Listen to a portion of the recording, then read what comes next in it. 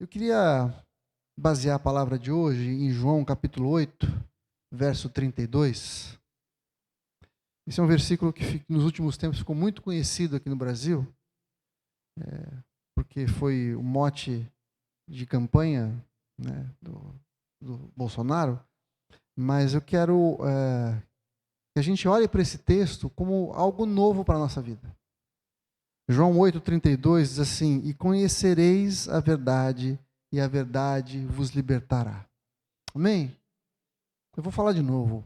Conhecereis a verdade, e a verdade vos libertará. Quando a gente olha para esse texto, a gente tem que fazer duas perguntas. A primeira é: o que é a verdade? E o que é essa liberdade que Jesus está oferecendo para a gente? Não dá para a gente olhar para esse texto sem responder essas duas perguntas antes. Porque é muito fácil a gente pegar a definição da cultura para a liberdade e tentar trazer para os nossos dias, para a nossa vida pessoal. O que as pessoas entendem que é liberdade? É você ter o direito e a capacidade de fazer aquilo que você quiser, na hora que você quiser. Mas a gente sabe que uma liberdade completa e absoluta é impossível. Porque você não tem o poder, nem o direito de fazer o que você quer, porque isso vai estar restrito àquilo que pode influenciar outras pessoas. Não é verdade? As pessoas têm o desejo de serem absolutamente livres, de poderem falar o que quiserem, de fazerem o que quiserem, quando quiserem, com quem quiserem, do jeito que quiserem. Mas se a gente não enxergar a liberdade pela lente da verdade, que é o que Jesus está falando aqui, a gente corre o risco e com certeza vai se deparar com atitudes que vão trazer malefício para a gente, prejuízo para a gente. Não só para a gente, mas também para toda a sociedade. Por isso que Jesus deixa essas duas coisas juntas: verdade e liberdade. Uma coisa não pode funcionar sem a outra. Não existe liberdade se você não souber o que é a verdade. Aquilo que define o certo e o errado, aquilo que define o que é bom e o que é ruim, porque só através dessa definição absoluta do que é de fato a verdade, é que a gente pode ter liberdade para agir sem correr o risco de trazer perda para nós e para aqueles que estão do nosso lado. É importante a gente saber que a verdade não é alguma coisa relativa. É comum você ouvir as pessoas dizendo assim: não, isso é a minha verdade. Não, isso aí é a sua verdade, você pensa assim. E é importante a gente fazer uma distinção entre verdade e opinião. Você pode ter a sua opinião a respeito da verdade, mas a verdade é uma só, ela é absoluta. Como a gente vai ver daqui a pouco, a verdade é uma pessoa. E nós que cremos em Jesus, temos o dever de andar de acordo com a verdade que é Jesus. E não só isso, proclamar essa verdade para aqueles que não a conhecem. Porque as pessoas estão carentes de rumo, de direção, de um padrão. E isso é importante para a gente. A gente precisa saber que nós somos os referenciais, ou deveríamos ser o referencial de verdade para as pessoas. Jesus nos chamou para ir pregar o Evangelho, as boas novas de quem é Jesus, para todo mundo, para que essa verdade pudesse entrar no coração de todas as pessoas. Jesus diz, nesse texto de João, um pouquinho mais para frente, que se o Filho nos libertar, verdadeiramente nós seremos livres. Então, existe um tipo de liberdade que parece verdadeira, mas muitas vezes não é. Muitas vezes as pessoas acham que são livres, porque acham que podem fazer o que querem. Mas quando nós somos confrontados com a verdade de Jesus, nós entendemos que essa liberdade está muito aquém do que deveria ser, porque não houve ainda um encontro profundo e pessoal com Jesus. Eu queria pedir para você abrir a sua Bíblia, então, em João, capítulo 8, nós vamos ler a partir do verso 31. João 8, 31. Nós vamos ler até o verso 36, de João 8, 31 a 36. Disse, pois, Jesus aos judeus que haviam crido nele: se vós permanecerdes na minha palavra, sois verdadeiramente meus discípulos. E conhecereis a verdade, e a verdade vos libertará. Responderam-lhe: somos descendência de Abraão e jamais fomos escravos de alguém. Como dizes tu, sereis livres? Replicou-lhe Jesus: em verdade vos digo, todo o que comete pecado é escravo do pecado. O escravo não fica sempre na casa, o filho fica para sempre. Se, pois, o filho vos libertar, verdadeiramente sereis livres. A maior dificuldade que a gente tem é entender que o nosso maior problema é o pecado. O pecado é que nos amarra e nos faz ficar cativos de uma série de coisas. Muitas pessoas, e talvez muitos de nós aqui, somos presos pelo medo, pela tristeza, pela angústia, pela falta de perdão, pela culpa.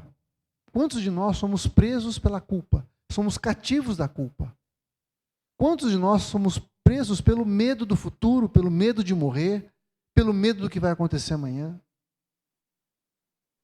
Quantos de nós somos presos pela dúvida, pelas incertezas, pela tristeza, pelas mágoas?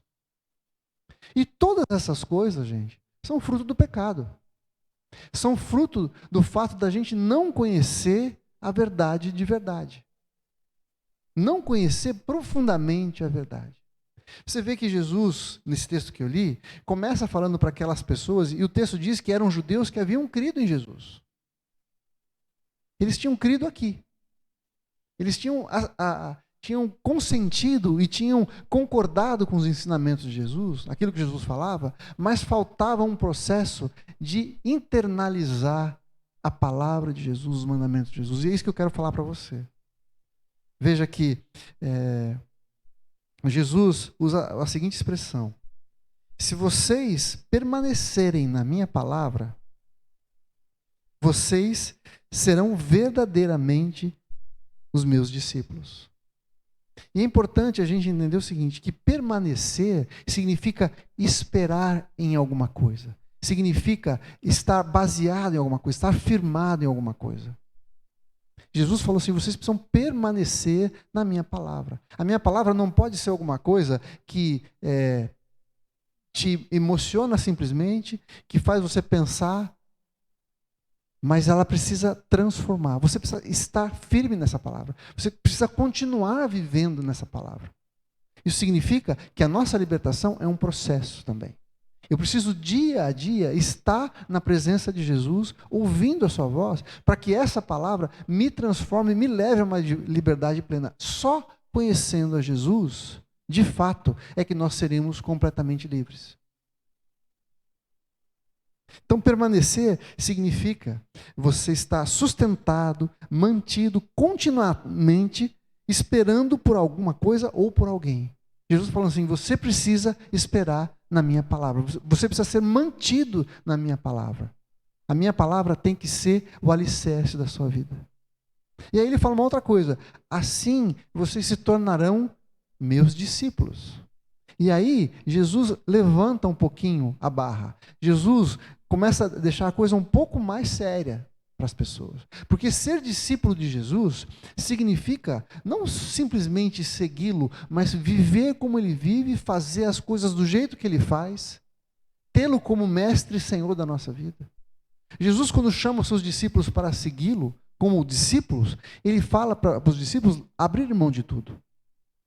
Deixar a família, pai, mãe, e começarem a caminhar com Jesus. Seguir os seus passos. Jesus, quando tem aquele encontro com o jovem rico, ele fala assim: vai, vende tudo que você tem, depois você vem e me segue. Jesus queria muito mais do que simplesmente que aquele jovem abrisse mão dos seus bens ou daquilo que o prendia. Jesus queria que aquele homem caminhasse com Jesus, aprendesse dele, fizesse parte de um círculo de amizade, de comunhão com Jesus. Então, gente, a liberdade que nós estamos buscando e que nós precisamos só vai acontecer quando de fato a gente permanecer na palavra de Jesus, mas também nos tornarmos discípulos de Jesus. andarmos aos pés de Jesus, ouvindo a sua voz, fazendo as coisas como ele fez, abrindo mão das coisas que ele abriu mão. A liberdade é um processo. E a gente sabe que muitas vezes a gente é externamente livre. Ou seja, ninguém aqui é escravo no sentido literal da palavra, não é verdade? Ninguém aqui é escravo. Mas muitas vezes nós carregamos prisões dentro do nosso coração. Por exemplo, quando é possível você ser completamente livre externamente, mas continuar escravo dentro do seu coração. Quando o povo de Deus foi tirado do Egito, no momento que eles saíram do Egito, eles se tornaram socialmente ou politicamente livres. Eles não eram mais escravos. Mas o coração de escravo continuava neles. Eles saíram do Egito, mas o Egito não tinha saído de dentro deles. Por isso, talvez, que eles tenham permanecido tanto tempo no deserto até chegarem na Terra Prometida. Porque esse foi o processo pelo qual Deus tirou a mente de escravo do coração daquele povo. Quando Deus leva eles para o deserto, Deus dá uma série de leis, uma série de mandamentos, para que eles fossem transformados, para que eles pudessem se adaptar à nova realidade que Deus tinha para eles, de fazer deles um povo exclusivo, santo, separado para Deus. Um povo único, que não se corrompia com os costumes dos povos ao seu redor. Por isso que Deus deu uma série de leis para eles, para que eles pudessem ser separados de fato. Então, o processo precisa começar dentro da gente. Jesus diz assim: e conhecereis a verdade e sereis livres. E o que significa conhecer a verdade? Eu tenho aqui algumas definições, né? Por exemplo, chegar a conhecer, obter conhecimento, perceber, sentir, tornar-se conhecido, entender, ter entendimento, ter conhecimento. Mas também essa palavra era uma expressão idiomática que o povo tinha, que significava o ato de intimidade de um casal. Ou seja, quando eles falavam assim, fulano conheceu ciclano, significa que eles consumaram o casamento deles. Isso quer dizer que conhecer a verdade exige de nós uma intimidade muito superior ao que a gente imagina. Não é só ter um conhecimento intelectual. Eu me torno vulnerável, eu me entrego completamente. Eu me torno um com a verdade. Percebe? Por isso que tantos de nós lutamos com tantas cadeias que estão no nosso coração. Quantos sentimentos de culpa que a gente arrasta durante tanto tempo. Quantos sentimentos de falta de perdão que a gente tem arrastado durante tanto tempo. Quanta tristeza, quanto medo a gente tem arrastado durante tanto tempo. Por quê? Porque a gente não conhece intimamente a verdade. A verdade ainda não entrou no nosso coração, ainda não faz parte de nós. Nós ainda não somos um com a verdade. E esse processo de conhecer a verdade é o que vai de fato nos transformar. Agora, como eu conheço a verdade? O que eu preciso fazer para conhecer a verdade? Quando a gente olha para a palavra de Deus, a gente vê que o Senhor nos dá várias instruções, vários exemplos de como tornar a palavra de Deus, a verdade do Senhor, realidade na nossa vida. Um exemplo muito claro, e a gente estudou isso na sexta-feira na nossa célula, é quando Jesus ensina os seus discípulos a orar. Algumas verdades que a gente vê naquela oração que Jesus ensinou são fundamentais para que a gente possa ser livre de verdade. Por exemplo, Jesus começa dizendo, na sua oração que ele ensinou, Pai nosso que está nos céus. Quando Jesus fala que a gente deve orar ao Pai, ele está abrindo um novo patamar de relacionamento. Jesus podia ter falado assim: vocês vão orar assim, Senhor, ou Rei poderoso, ou Deus do universo. Todos esses títulos são verdadeiros para Deus, não é verdade? Mas Jesus queria ensinar que Deus, aquela pessoa a quem você está orando, ou a quem você iria orar, é o nosso Pai. E o Pai é aquele que te conhece intimamente. O Pai é aquele que tem um relacionamento profundo com você, que te ama a despeito do que você faz, daquilo que você é. Como eu falei na célula, o seu pai não vai te dar o alimento se você merece. Teu pai vai te dar o alimento porque ele te ama, porque ele cuida de você. Ele não cuida de você porque você é bonzinho. Ele cuida de você porque você é seu filho. Não é assim? Então, a primeira coisa que Jesus está mostrando é que isso é uma verdade que a gente precisa internalizar. Deus é o nosso Pai. E eu preciso me relacionar com Ele dessa maneira, com essa profundidade.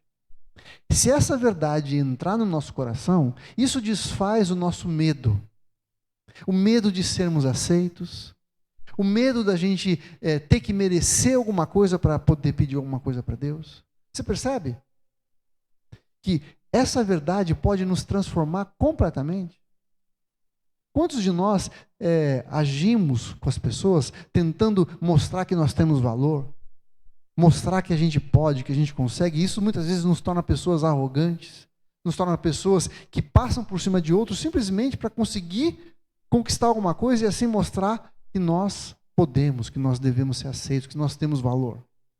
Mas quando nós conhecemos a verdade de que Deus é o nosso Pai, que Ele nos ama, independente do que fazemos, não existe ex-filho, existe? Ninguém se torna ex-filho.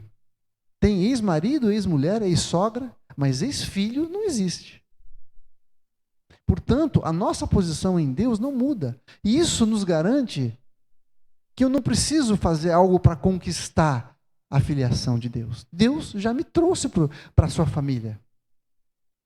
João, capítulo 1, verso 12, diz assim: a todos quantos o conheceram, o receberam, a saber, conheceram Jesus, a esses Deus deu o poder de serem feitos filhos de Deus. Você já é filho. Se você conheceu Jesus, se você recebeu Jesus e crê no seu nome, que significa salvação, você faz parte da família de Deus. Ninguém pode tirar você de lá.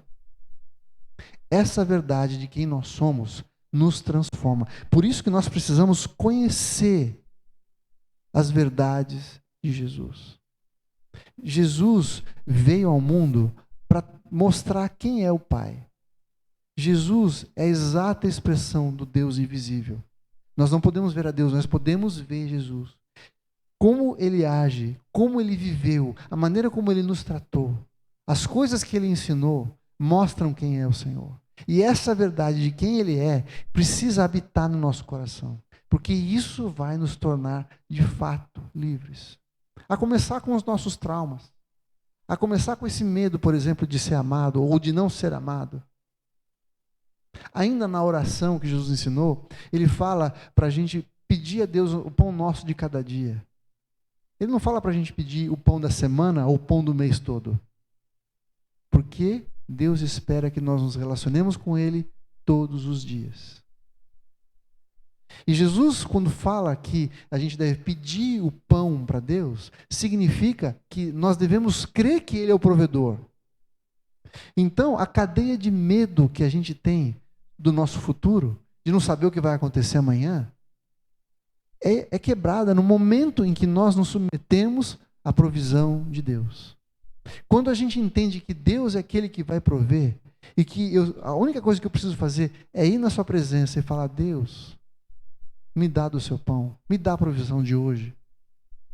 Eu posso descansar. Então, conhecer a Deus significa que essa cadeia de medo, de preocupação também é quebrada.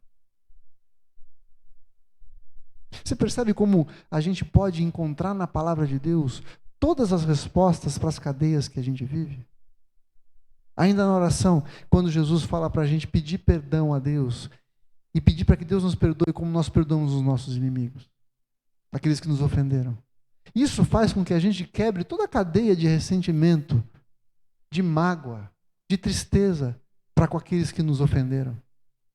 Porque eu me lembro daquilo que o Senhor fez e como Ele me perdoou. Eu não tenho direito de resistir a ninguém, de guardar mágoa de ninguém. Porque o Senhor me perdoou acima daquilo que eu podia imaginar. A minha dívida para com Ele era muito maior do que a dívida de qualquer pessoa para comigo. Mais uma vez, conhecer a verdade de quem Deus é, de quem Jesus é, quebra a cadeia. Talvez você esteja amarrado por mágoas do passado, coisas que alguém te fez lá atrás e que você não consegue esquecer, não consegue deixar passar.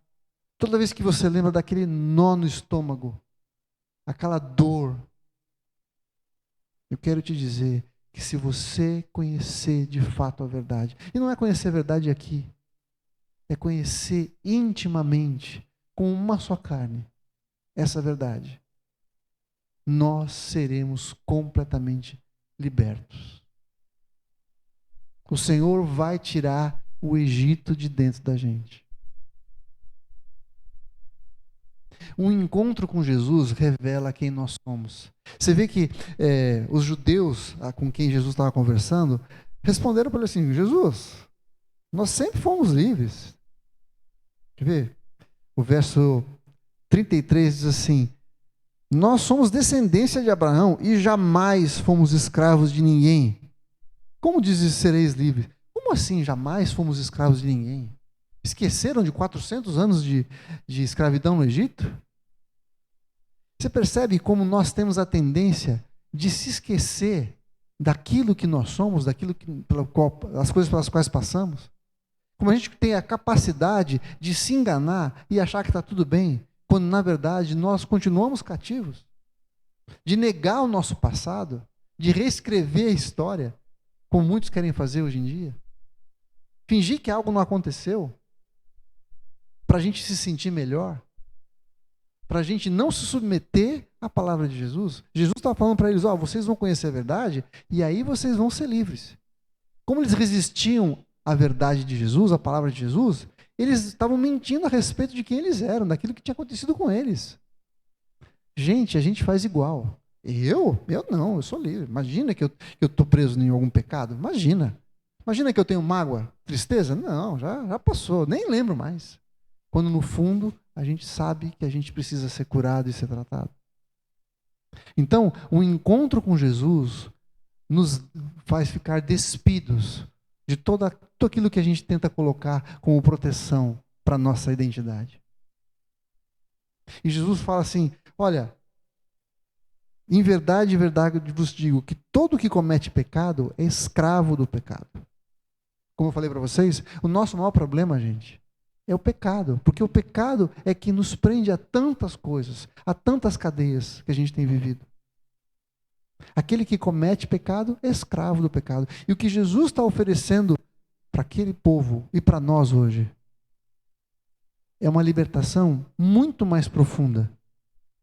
Como eu falei, ninguém aqui é escravo de ninguém hoje, né? Mas muitas vezes, muitos de nós continuamos escravos de pecados de estimação que temos, de medos, de tristezas, de mágoas. E o Senhor quer trazer libertação completa e profunda para o nosso coração hoje.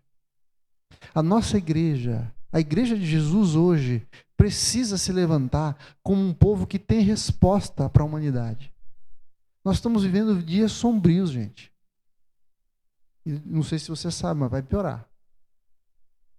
O que eu posso dizer para você como consolo é que Jesus falou assim: quando vocês virem essas coisas acontecendo, quando vocês virem o circo pegar fogo, quando vocês virem que a coisa está ficando ruim para valer, levantem a cabeça para o céu e exultem em Deus, porque a vossa redenção está próxima.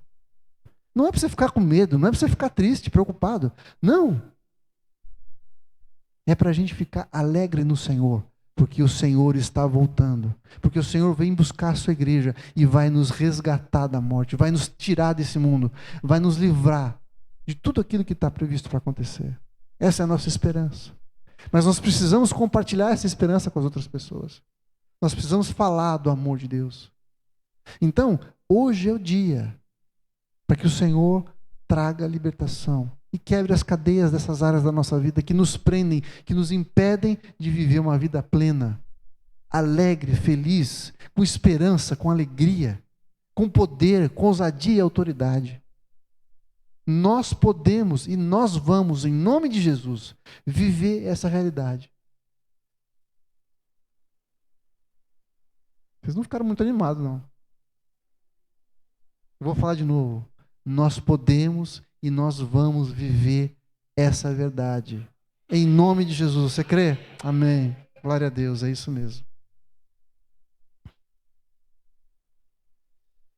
Se por um lado o povo de Israel foi liberto, mas continuou preso dentro do seu coração, a gente sabe que muitas vezes a gente pode estar preso, pode estar em situações que nos prendem, que nos impedem de fazer aquilo que nós queremos, que desejamos, que precisamos, mas mesmo assim estarmos absolutamente livres do nosso coração. E para exemplificar isso, eu queria ler com você Atos capítulo 16, de 19 a 26. Atos 16, de 19 a 26. Vendo os seus senhores que se lhe desfizera a esperança do lucro, agarrando em Paulo e Silas, o arrastaram para a praça à presença das autoridades. Aqui é um episódio que aconteceu quando Paulo ora para uma menina que tinha o dom de revelação, de adivinhação, e aquelas pessoas que escravizavam aquela menina para ter lucro sobre ela, ficaram loucos da vida, porque perderam a fonte de lucro. E eles deram o jeito deles para prenderem Paulo e Silas. Então vamos continuar lendo. Versículo 20. Levando-os aos pretores, disseram: estes homens, sendo judeus, perturbam a nossa cidade, propagando costumes que não podemos receber, nem praticar, porque somos romanos. Levantou-se a multidão, unida contra eles, e os pretores, rasgando-lhe as vestes, mandaram açoitá-los com varas. E depois lhe deram muitos açoites e os lançaram no cárcere, ordenando ao carcereiro que os guardasse com toda a segurança. Os caras eram perigosos, eram terroristas. Você vê que esse negócio de orar por libertação de pessoas pode levar você a ser terrorista desde aquele tempo. E versículo 24. E esses, recebendo tal ordem, levaram-nos para o cárcere interior e lhes prenderam os pés no tronco. E olha que coisa maravilhosa, no versículo 25. Por volta da meia-noite, Paulo e Silas, você está com a Bíblia aberta aí? Paulo e Silas se lamentavam e falavam: Deus, por que o Senhor permitiu que isso acontecesse com a gente? Nós estamos aqui sofrendo, nós estamos pregando o evangelho, o Senhor mandou a gente ficar preso. É isso que está escrito no texto? Não, né? Por volta da meia-noite, Paulo e Silas oravam e cantavam louvores a Deus. E os demais companheiros de prisão escutavam. De repente sobreveio tamanho terremoto que sacudiu os alicerces da prisão. Abriram-se todas as portas e soltaram-se todas as cadeias de todos. Esses homens estavam no pior dos lugares. Estavam machucados, tinham sido injustiçados, envergonhados, humilhados, presos, colocados no pior lugar do mundo. Prisão interior, gente, era o pior lugar da prisão. Era o mais fundo. Todo o lixo acabava ali. Era feio, sujo, fedido.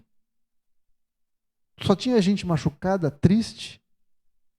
Mas esses homens eram absolutamente livres.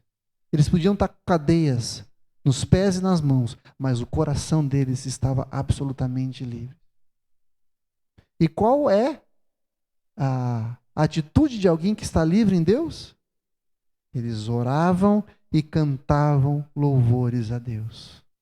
Eles falavam: Deus, o Senhor é bom. Deus, o Senhor é poderoso. Deus, eu sei que o Senhor vai me livrar. Deus, e mesmo que o Senhor não me livrar, isso aqui vai trazer glória para o teu nome. Esse é o coração de alguém que está liberto em Jesus. Não é a circunstância que define se você é livre ou não. É o seu coração em Deus. O seu coração em Deus é que vai levar você para uma liberdade que as pessoas que estão ao seu redor não estão experimentando. As pessoas vão chegar para você: como é que você está feliz desse jeito, alegre desse jeito? O meu Deus me libertou. O meu Deus quebrou as minhas cadeias. Amém?